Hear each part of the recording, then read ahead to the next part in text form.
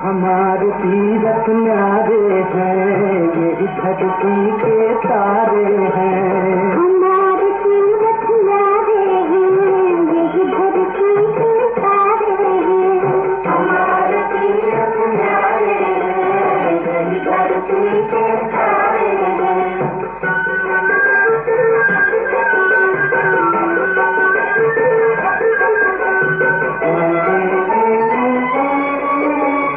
यहाँ पाप मिट जाया करते, यहाँ पाप मिट जाया करते, यहाँ मैल ममता भूल जाता, बड़े बड़े अन्यायी इनके द्वारे के उबारे हैं। हमारे तीरथ न्यारे हैं, ये धरती के तारे हैं। हमारे तीरथ न्यारे हैं, ये धरती के तारे हैं।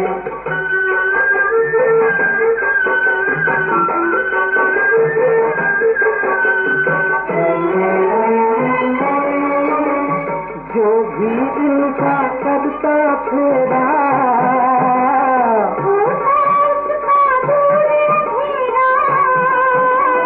वही भूमि को स्वर्ग बनाते, पाप पुण्य के यही कसौटी, सबके यही किनारे हैं। हमारे तीरथ न्यारे हैं, ये धरती के तारे हैं। हमारे तीरथ न्यारे हैं, ये धरती के तारे हैं। इन घाटों का, इन नदियों का निर्मल मंगल नीर, पुण्य आचमन करके जिसका पावन हुआ शरीर। गंगा यमुना सरस्वती का जल प्रभु की पग धोता है। गंगा जल पीने के जीवन सकल प्रभु का होता है। वही पूर्व भागा का तट है, यह कृष्ण का तीर है। प्रभु ने अपने हाथों से पृथ्वी को लक्ष्मी बुलाए। हमारा तीरथ न्यारे हैं, ये धरती के तारे हैं। हमारे तीरथ न्यारे हैं, ये धरती के तारे हैं।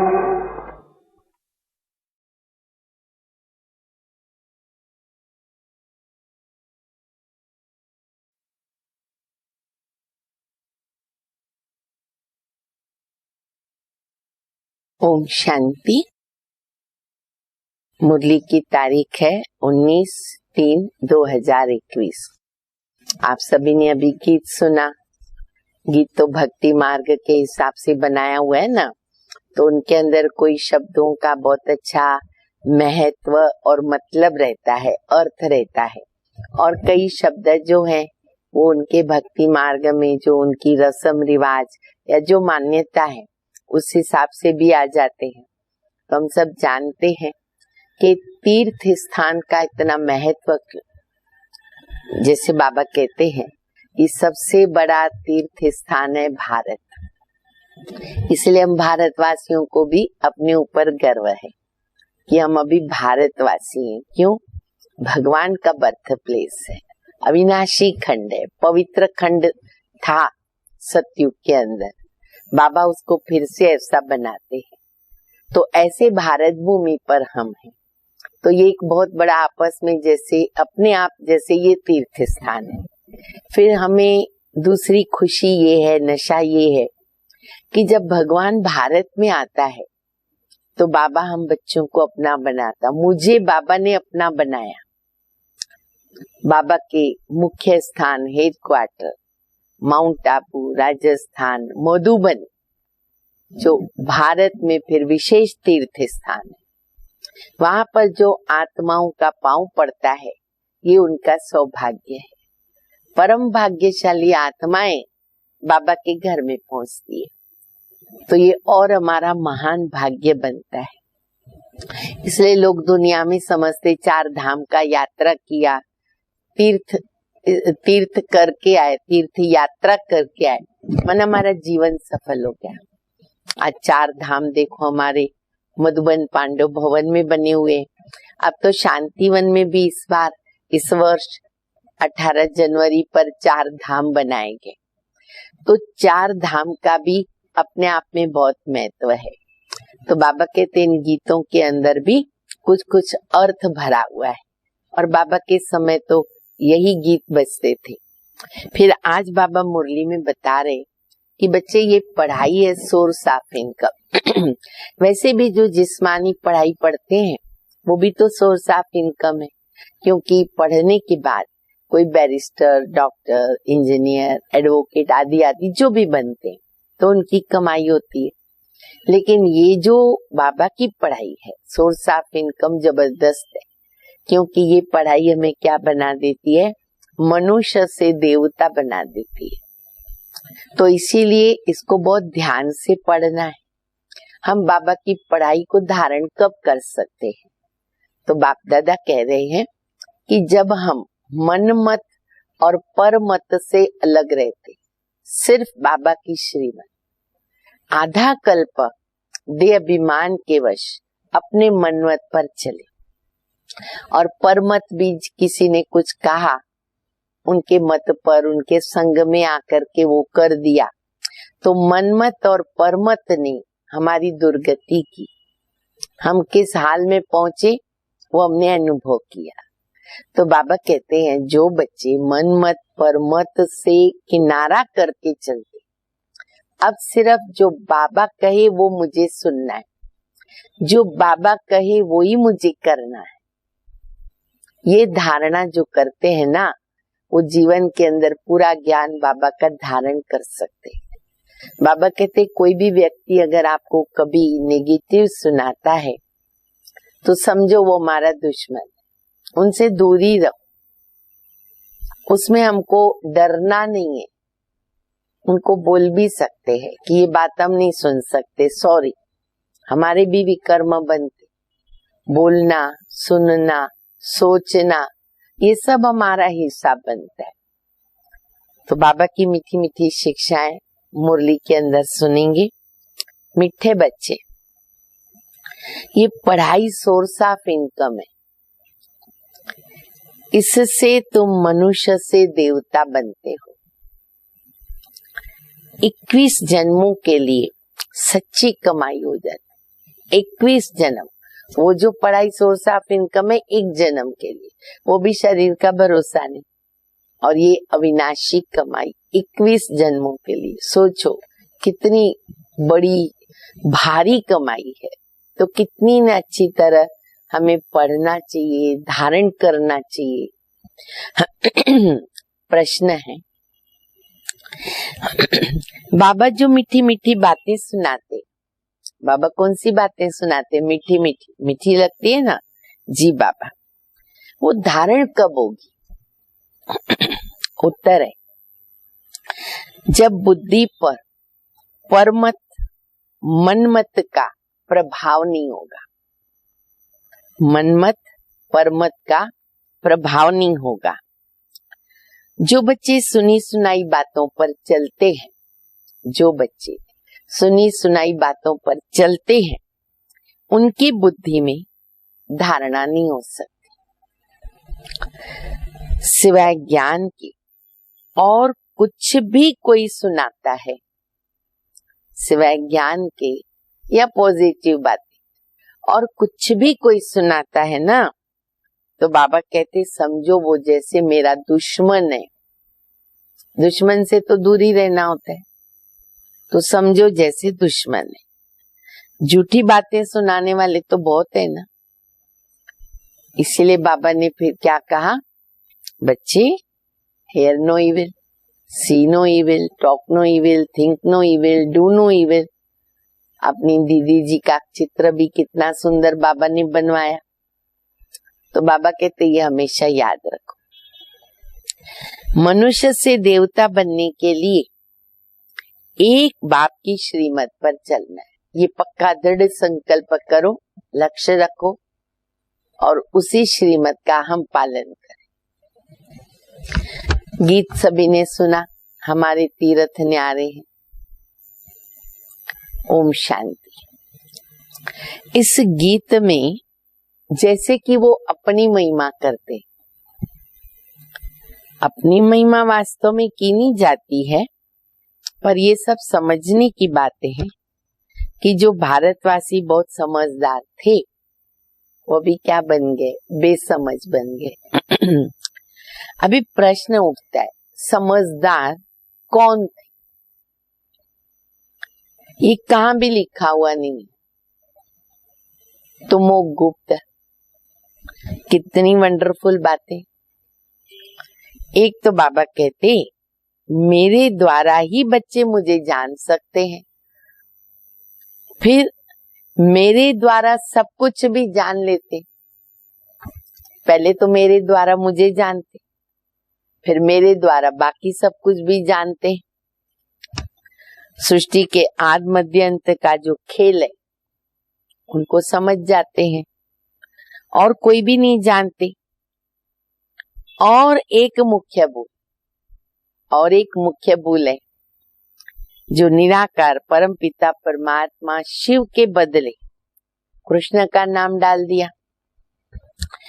पहला नंबर शास्त्र, जिनको श्रीमद् भगवत गीता कहते हैं, वही रॉन्ग हो गया। सर्वशास्त्र में शिरोमणि, वही रॉन्ग हो गया। इसीलिए पहले ये सिद्ध करना है कि भगवान एक कौन। जब उन्होंने भगवान को जान लिया ना, कोई भी व्यक्ति ने, हु इज गॉड, तो ऑटोमेटिक स्वाभाविक है जो भगवान है वही तो गीता ज्ञान देगा। इसलिए सिद्ध करना है बाबा का परिचय, ऑटोमेटिक सब बातें सिद्ध हो जाती है।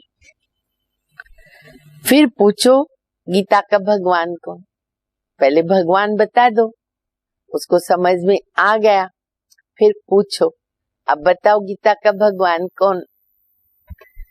भारत का आदि सनातन देवी देवता धर्म है। अगर नया धर्म कहें तो ब्राह्मण धर्म कहेंगे। पहले चोटी है ब्राह्मण, फिर देवता है। ऊंचे ऊंच तो ब्राह्मण धर्म है, देवताओं से भी ऊंचे तो ब्राह्मण धर्म है। जो ब्राह्मण ब्रह्मा के द्वारा परम पिता परमात्मा रचते हैं, वही ब्राह्मण फिर भविष्य में जाकर के देवता बनते हैं। मुख्य बात है भगवान सबका बाप है और वो नई दुनिया का रचयिता है। जरूर नई दुनिया ही रचेंगे ना। नई दुनिया में नया भारत होता है। जन्म भी तो भारत में लिया है। भारत को स्वर्ग बना रहे बाबा कैसे? ब्रह्मा के द्वारा। तुमको अपना बनाकर फिर पढ़ाते हैं। इसलिए पढ़ाते बाबा मनुष्य से देवता बनाने के लिए। लक्ष्य याद है ना सभी को, हम क्या बन रहे? देवता बन रहे। पहले तुम शूद्र वर्ण के थे, फिर आए ब्राह्मण वर्ण में, फिर भविष्य में जाएंगे दैवी वर्ण में। पीछे फिर वृद्धि होती रहती है। एक धर्म से अनेक धर्म हो जाते। 2 युग तो एक ही धर्म चलता, फिर और धर्म आते। टाल टालियां भी सब धर्मों की बन जाती। एक मुख्य धर्म स्थापन हुआ, फिर उसकी सब टाल टालियां बनती है। हर एक धर्म से फिर 3 ट्यूब्स निकलती है मुख्य। ठुर तन्ना जो होता है वो है देवी देवता धर्म का, जो अभी सब राजयोग सीख रहे। दिलवाड़ा मंदिर बड़ा अच्छा बना हुआ है, उसमें सारी समझानी है। बच्चे यहाँ बैठे हैं, कल्प पहले भी तुमने राजयोग की तपस्या की थी। दिलवाड़ा मंदिर में एक्यूरेट यादगार है। मम्मा बाबा और बच्चे बराबर 108 कोठी बनाइए और तपस्या कर रहे। तो बाबा कहते तुम बच्चे अभी तपस्या कर रहे हो। जैसे क्राइस्ट का यादगार क्रिश्चियन देश में है, वैसे तुम बच्चों ने यहाँ तपस्या की है, तब तुम्हारा यादगार भी यहाँ है। कहाँ? आबू में, माउंट पर, जहाँ बाबा आए, कर्म भूमि बाबा की, ब्रह्मा बाबा की, पांडव भवन। तो वहां पर बच्चों ने तपस्या की चैतन्य में, अभी भी कर रहे, और वहीं जड़ यादगार भी है बड़ा सहज, परंतु कोई जानते ही नहीं है। सन्यासी लोग कह देते ये सब कल्पना है, जैसा जो कल्पना करे। तुम्हारे लिए भी कहते ना कि ये चित्र आदि ना सब तुमने कल्पना से बनाए, क्योंकि ऐसे चित्र भक्ति मार्ग में कभी देखे नहीं। अपने तो बड़े नए नए चित्र, अब ये कल्प वृक्ष है, चक्र है, झाड़ आदि जो भी बने हुए, सीढ़ी है, लोगों को तो बुद्धि में आएगा नहीं। तो बाबा कहते, कई कहते ये कल्पना से बनाए। नॉलेजफुल तो एक बाबा है ना, तो मुख्य है बाबा का परिचय देना। सबसे पहले पक्का करो बाबा का परिचय।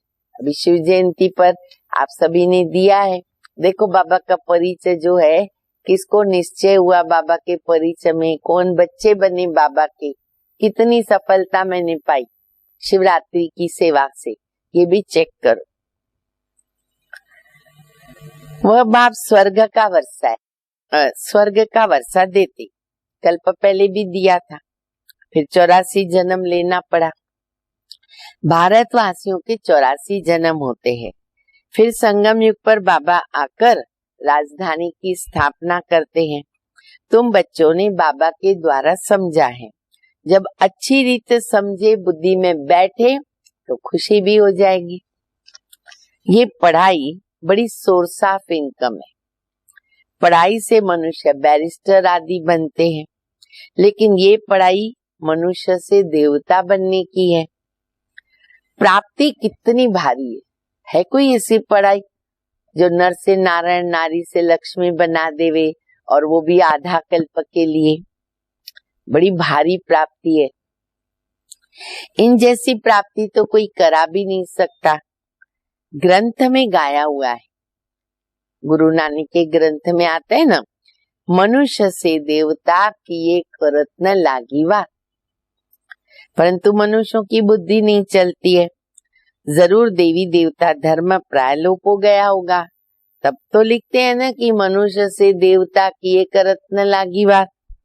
देवताएं सतयुग में थे, उनको जरूर भगवान ने संगम पर रचा होगा।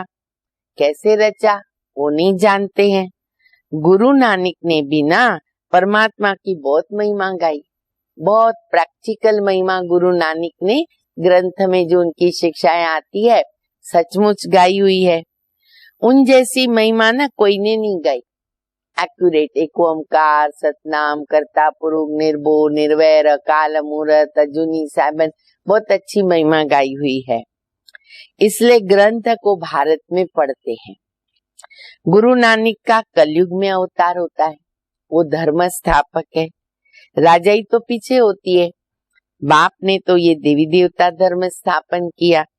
वास्तव में नई दुनिया ब्राह्मणों की ही कहें, चोटी बल ब्राह्मणों की है, परंतु राजधानी हमारी कब होती है?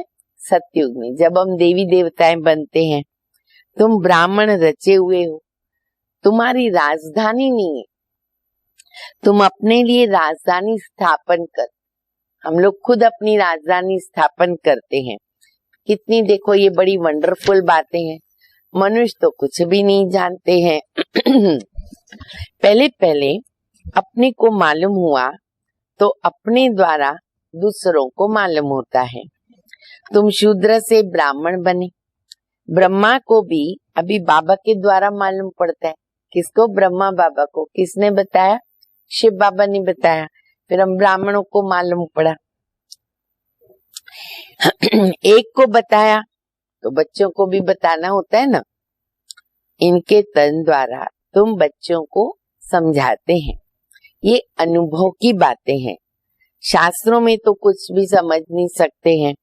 बाबा कहते हैं सारे कल्प में मैं एक ही बात ऐसे आकर के समझाता हूँ, और अनेक धर्मों का विनाश और एक धर्म की स्थापना कराता हूँ। ये 5000 वर्ष का खेल है। तुम बच्चे जानते हो हमने 84 जन्म लिए। विष्णु की नाभि से ब्रह्मा दिखाते हैं। ब्रह्मा और विष्णु ये किसके बच्चे? बाबा कहते प्रश्न पूछो, ये किसके बच्चे हैं? दोनों बच्चे ठहरे शिव बाबा के, क्योंकि बोलते न ब्रह्मा देवताय नमः, विष्णु देवताय नमः। तो ये बात सिद्ध करती है कि वो परमात्मा शिव के बच्चे ठहरे। वो है रचता और ये है रचना। इन बातों को कोई समझ न सके, बिल्कुल नई बातें हैं। बाबा भी कहते ना कि ये नई बात, बाबा तो नया ही सुनाएंगे ना। अगर पुराने से ही हमारी सदगति हो जाती तो कब की हो जाती थी। तो बाबा को तो कुछ नया ही सुनाना पड़ेगा। कोई शास्त्रों में ये बातें नहीं हो सकती। ज्ञान का सागर बाप है, वो गीता का भगवान। आज बाबा ये दोनों बातें जोड़ रहे हैं कि पहले भगवान का परिचय दे दिया, फिर उनको बताओ कि गीता का भगवान भी शिव है, क्योंकि वही ज्ञान दे सकते हैं। भक्ति मार्ग में शिव जयंती मनाते, रोज बाबा शिव जयंती शिवरात्रि को याद करते। सतयुग त्रेता में नहीं मनाते, तो जरूर संगम पर ही आते होंगे ना। ये बातें तुम समझते जाते हो और समझाते भी रहते हो। जो समझाने वाले बाप की महिमा है वो फिर बच्चों की भी होनी चाहिए। तुमको भी मास्टर ज्ञान सागर बनना है। प्रेम का सागर, सुख का सागर यहाँ ही बनना है। बच्चों को क्या बनना है? मास्टर प्रेम का सागर, मास्टर सुख का सागर। और वो बाबा कहते यहाँ बनना है। यहाँ बाबा की महिमा के साथ हमारी महिमा। तो देखो, मैं मास्टर सुख का सागर हूँ, किसी को दुख तो नहीं प्राप्त होता मेरे द्वारा। यहाँ हम बाबा के समान बनते। सतयुग में देवता बनेंगे, महिमा बदल जाएगी। तो ये पूरा ही जो बाबा लाभ दे रहे हैं हम बच्चों को, आप समान बनाते हैं, हमें बन करके दिखाना है। किसको दुख नहीं देना है। बाबा दुख हरता है, हमें भी दुख हरता बनना है। मनसा वाचा कर्मणा मेरे द्वारा किसी को दुख न मिले। बहुत मीठा बनना है। कितना मीठा? बहुत बहुत बहुत मीठा बनना है। कोई हमसे कड़वा व्यवहार करे तो भी मुझे कड़वा व्यवहार नहीं करना है रिटर्न में, मुझे मीठा ही करना है। ये पक्का करे, जैसे बाबा करते हैं। तुम जो कड़वे एकदम जहर के मिसल थे, कैसे थे हम बच्चे? विकारी, मलेच, पतित, जहर के मिसल थे ना। सो तुम वाइसलेस ब्राह्मण बन गए। बाबा ने क्या से क्या बना दिया, तभी हमको भी वैसा ही बनना पड़े। ईश्वर की संतान बने, विषय से वाइसलेस देवता बन रहे हो। आधा कल्प तुम पतित बनते बनते बिल्कुल जड़ी भूत अवस्था को पाए। सड़े हुए कपड़ों को सटका लगाने से फट करके वो चीर चीर हो जाता है। पुराना कपड़ा है, कपड़ा गल गया है बहुत यूज करके रख करके, पर वो अगर सड़ गया तो बाबा कई बार बताते, आज भी बाबा बताते कि बच्चे मैं धोबी हूँ। तो अगर उस सड़े हुए कपड़े को जो धोबी है वो बहुत ब्रश लगाएगा, बहुत सटका मारेगा, तो क्या होगा? कपड़ा फट जाएगा। तो यहाँ भी ऐसे बाबा कहते मेहनत तो मुझे बहुत करनी पड़ती है, कोई फट भी जाते हैं। तो सड़े हुए कपड़ों को सटका लगाने से क्या होता है? फटके चीर चीर हो जाता। पहले के जमाने में जब मशीन नहीं थी ना, अधिकतर सोटी बोलते उसको, सोटी, कपड़े को ऐसे सोटी लगाते, फिर कई पत्थर होता है उसके ऊपर ऐसे ऐसे करते रहते। आजकल ये तो बहुत कम हो गया है। यहाँ भी ज्ञान के सटके लगाओ तो वो बच्चे पुर्जा पुर्जा हो जाते। कोई कपड़ा ऐसा मैला है तो साफ करने में बहुत टाइम लगता है, फिर आजकल तो दवाइयां भी बहुत निकली है, केमिकल्स भी निकले, क्या क्या डालते हैं उनको साफ करने के लिए, दाग निकालने के लिए। फिर वहां भी जाके वो हल्का पद मिल जाएगा। बाबा धोबी है, देखो बाबा हमारे लिए सब कुछ बन जाता है। पहले बाबा ने बताया ना, ब्लॉटिंग पेपर बनता हूँ, पाप चूसता हूँ। आज बाबा कहते मैं धोबी हूँ, तुम भी साथ में मददगार हो। तो हम कौन है? हम भी मास्टर धोबी। टाइटल याद रखो, मैं मास्टर धोबी हूँ, धोबी की बच्ची, धोबी का बच्चा।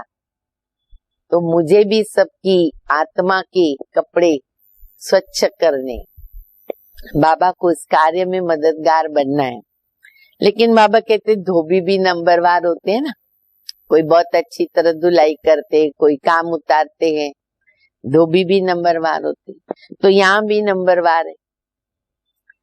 धोबी अच्छे कपड़े साफ अगर नहीं करे, कई धोबी होते हैं ना, बस ऐसे ही धुल करके दे दिया, दाग रह जाते हैं।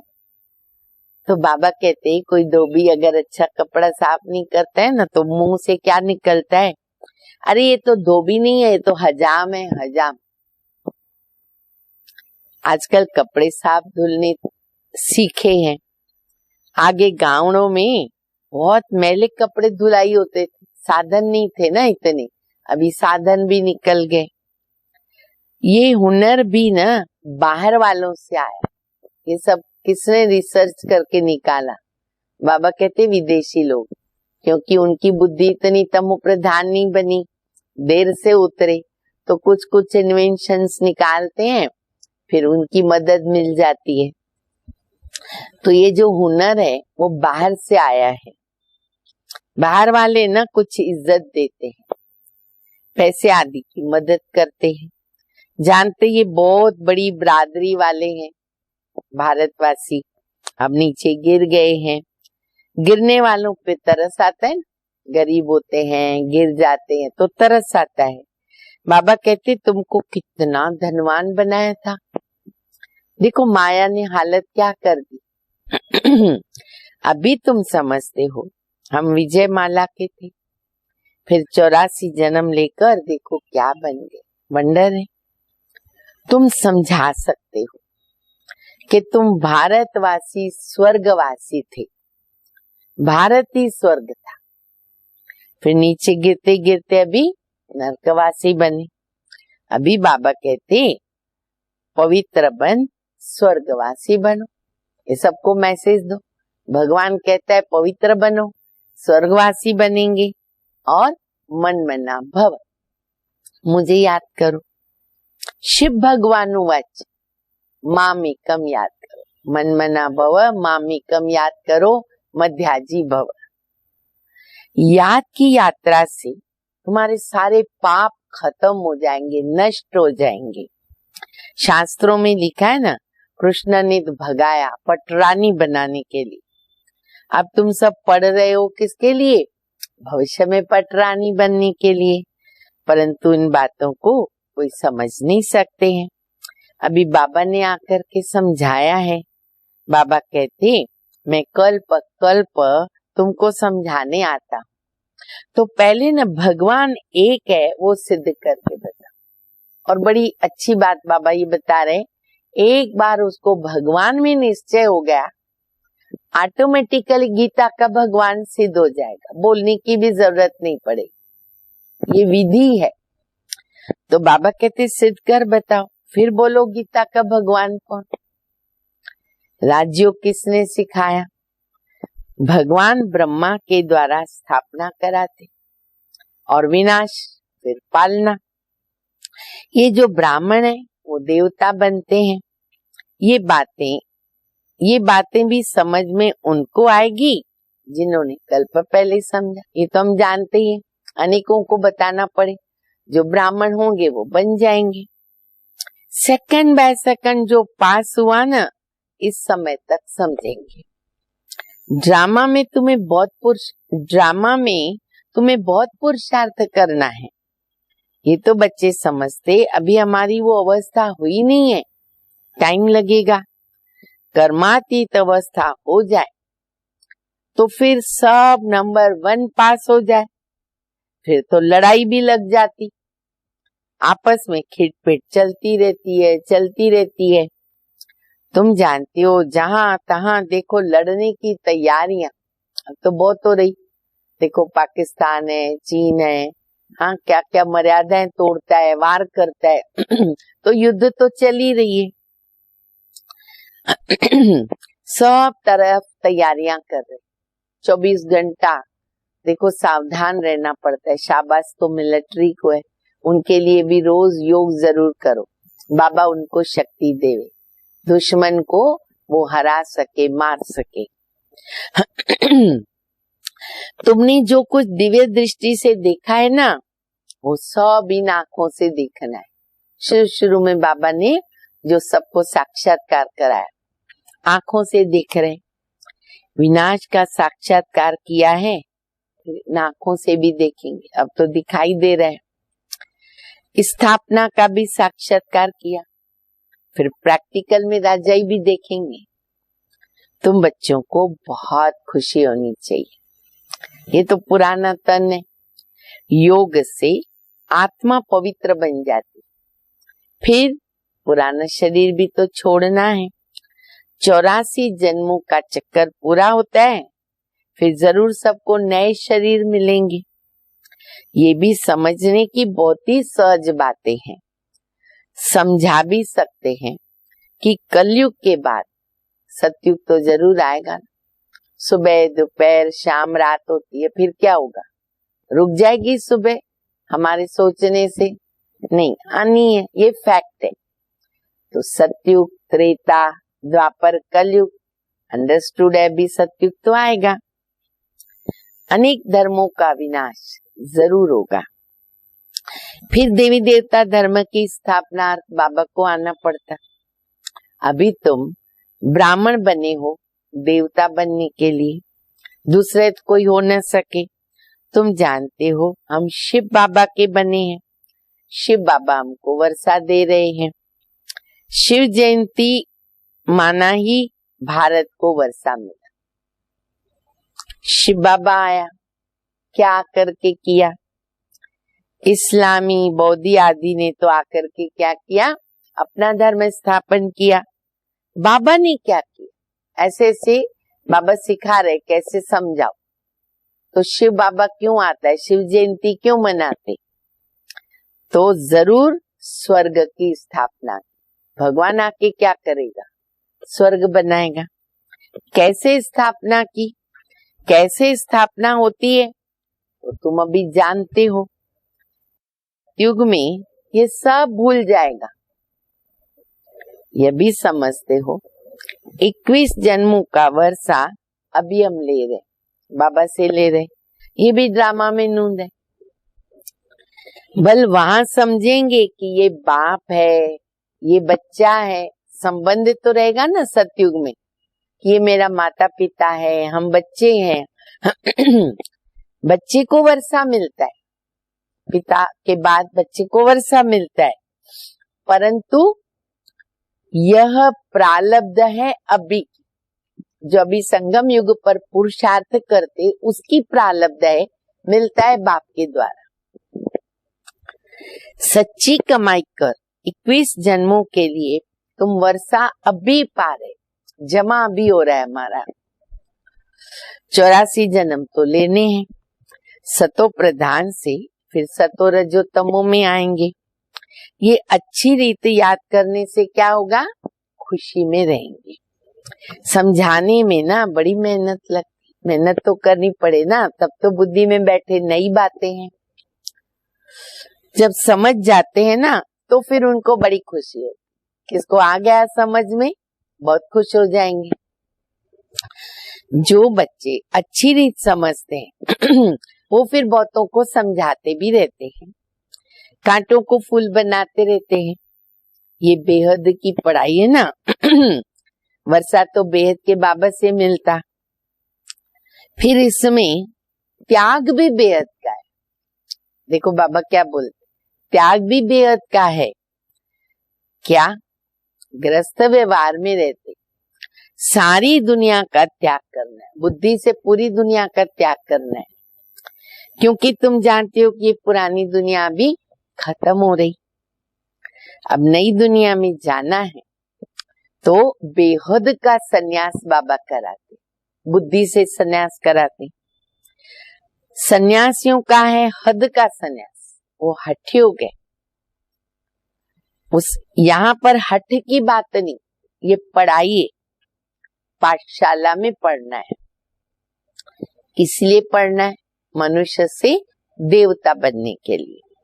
शिव भगवान आज कृष्ण हो नहीं सकता, कृष्ण कब नई दुनिया बना नहीं सकता, उनको तो हेवनली गॉडफादर भी नहीं कहेंगे, हेवनली प्रिंस कहते। कृष्ण कौन है? हेवनली प्रिंस है, तो हेवनली प्रिंस कहेंगे। तो कितनी मीठी मीठी बातें हैं समझने की और धारण करने, जो बाबा हमको सुनाते। बाबा कहते कितनी मीठी बातें हैं, सुननी है, धारण करनी है। दैवी लक्षण भी चाहिए, हम बच्चों के अंदर दैवी लक्षण चाहिए। कभी भी सुनी सुनाई बातों पर नहीं लगना चाहिए। व्यास की लिखी हुई बातों पर लगते लगते तो बुरी गति होगी। सिवाय ज्ञान के और कुछ कोई सुनाता है तो समझो कि हमारा दुश्मन, दुर्गति में ले जाते। कभी भी परमत पर नहीं लगना चाहिए। मनमत परमत पर चला और मरा, हमेशा याद रखें।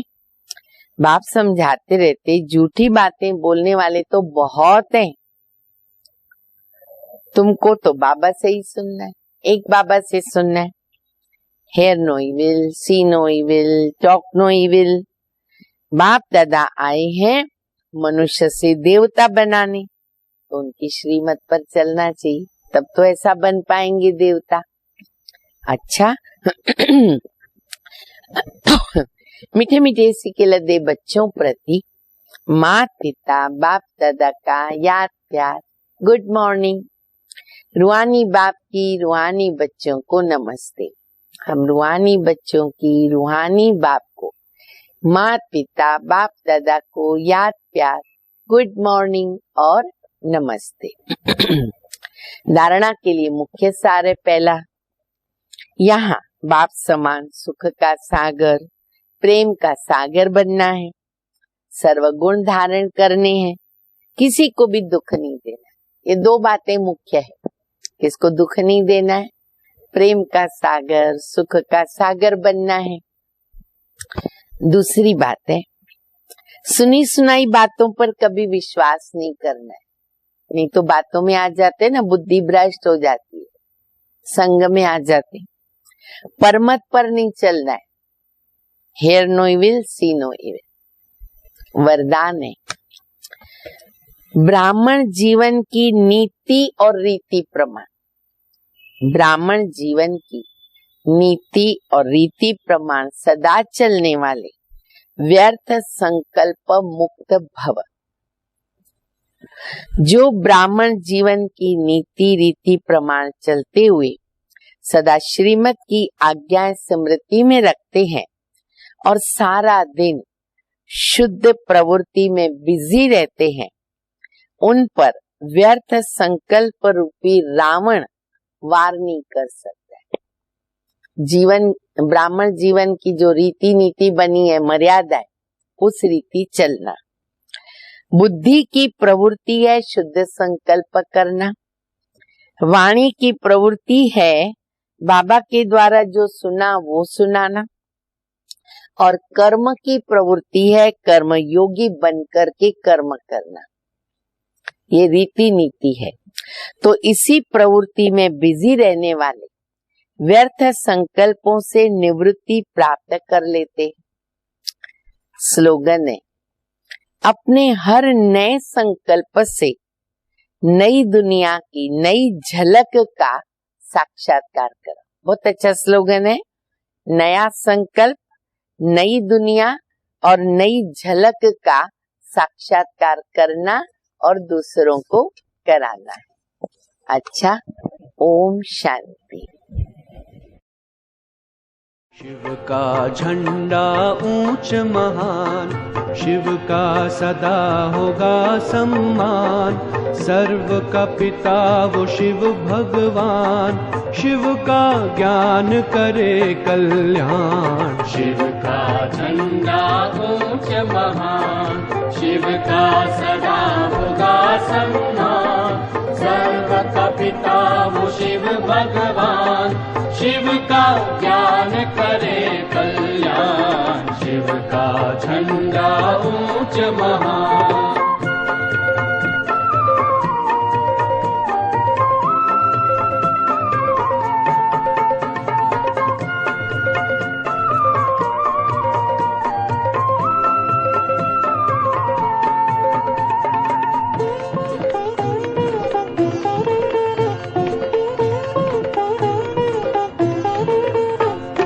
सब झंडों को एक करे जो, वो यह झंडा न्यारा है। इस पर निशान ज्योति बिंदु का, जो सबका सहारा है। सब झंडों को एक करे जो, वो ये झंडा न्यारा है। इस पर निशान ज्योति बिंदु का, जो सबका सहारा है। सब करते हैं उसका ध्यान, शिव का सदा होगा सम्मान। सर्व का पिता वो शिव भगवान, शिव का ज्ञान करे कल्याण। शिव का झंडा ऊंच महान।